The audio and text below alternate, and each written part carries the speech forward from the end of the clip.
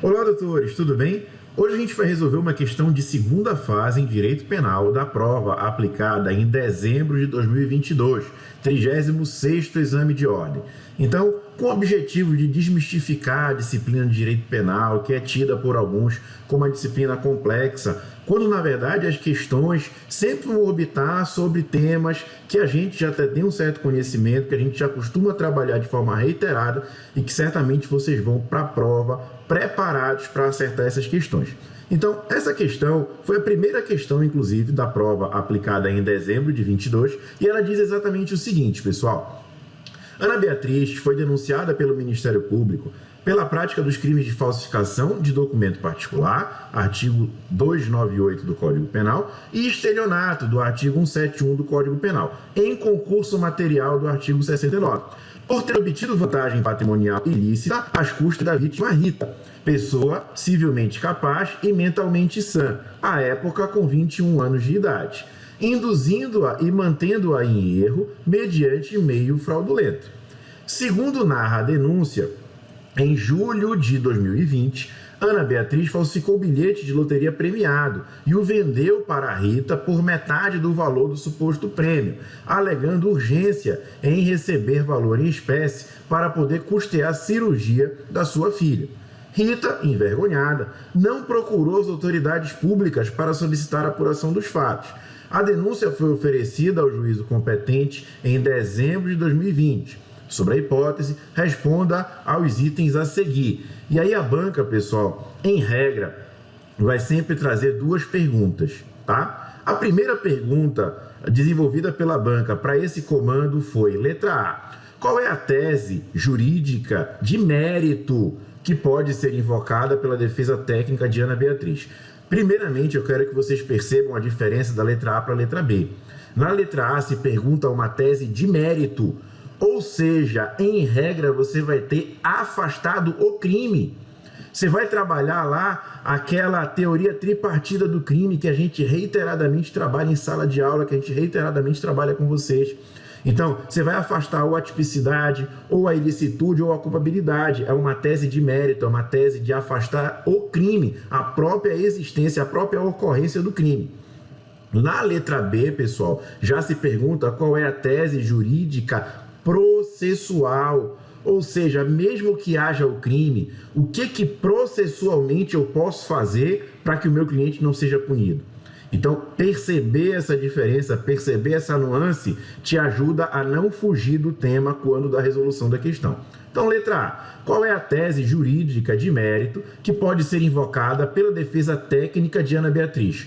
Ora, a tese a ser invocada é o princípio da consunção ou absorção, que nós também reiteradamente falamos em sala de aula. Lembra? É aquele princípio que diz que quando você tem um crime meio, que é um caminho necessário, que é um crime de passagem para a prática do crime fim, o seu cliente responderá exclusivamente pelo crime fim. Ou seja, a Ana Beatriz, ela quis praticar exclusivamente o crime de estelionato. Crime de estelionato, se você for lá no artigo 171 do Código Penal, vai estar dito lá, obter vantagem em prejuízo alheio, mantendo ou induzindo alguém em erro. Ou seja, o autor do crime vai ludibriar a vítima para então obter uma vantagem. O meio que a Ana Beatriz se utilizou para obter esta vantagem, o meio que ela se utilizou para enganar, para ludibriar a vítima, foi exatamente falsificar um documento particular, quer seja um bilhete de loteria. Então, ela não quis praticar autonomamente o crime de falsificação de documento particular. O que ela quis, de fato, foi praticar o crime de estelionato. Nesse contexto, pessoal, estelionato é o crime fim, falsificação de documento particular o crime meio. Ora, se ela só usou aquele bilhete para praticar o estelionato, deve a Ana Beatriz responder exclusivamente pelo crime de estelionato. Inclusive, esse é o único exemplo em que tem uma súmula que desenvolve o tema.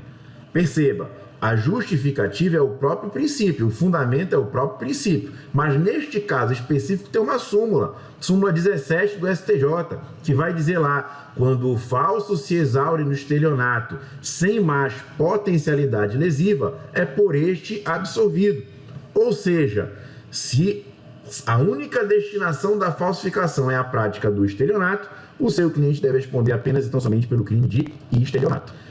Portanto, tese jurídica de mérito é que deve ser afastado o crime de falsificação de documento particular, porque vai constituir um fato atípico, uma vez que ela deve responder exclusivamente pelo crime de estelionato, tanto com fundamento no princípio da consunção ou absorção, e aí você precisa falar de crime meio, crime de passagem, crime fim, que são ali palavras-chave, né, na correção pela FGV ou AB, bem como você precisa também falar da súmula 17 do STJ e mencioná-la na resolução da questão. Então, uma questão tranquila, questão clássica com relação à letra A. Letra B. Qual é a tese jurídica processual que pode ser invocada pela defesa técnica de Ana Beatriz? Ora, agora eu não quero mais saber com relação à ocorrência do crime. O que eu quero saber agora é, processualmente, o que está errado que esta ação penal não pode prosseguir, ela não pode continuar. Veja, a partir de uma alteração instituída pela Lei 13.964 de 2019, o crime de estelionato é crime de ação penal pública condicionada à representação. A questão diz que a vítima envergonhada não procurou as autoridades públicas para solicitar a apuração dos fatos. Logo, ela não representou, pessoal. Se a ação penal é pública condicionada à representação, o Ministério Público só pode oferecer denúncia se a vítima representar. Enquanto a vítima não representa, o Ministério Público é parte ilegítima, pelo que esta denúncia deve ser rejeitada liminarmente, com fundamento no artigo 395, inciso 2º do Código de Processo Penal. Então, resumindo, uma questão tranquila, amplamente abordada em sala de aula, uma questão que não foge do clássico da doutrina penal, do clássico que é trabalhado enquanto os institutos penais. Então, para com essa história de que direito penal é difícil. Claro, nenhuma disciplina na segunda fase é fácil, mas se você estudar, se você se preparar da forma adequada, se você tiver uma boa orientação, não se preocupe, você vai passar e conte comigo para isso. Muito obrigado pela atenção, curte, compartilha e até o próximo vídeo. Grande abraço.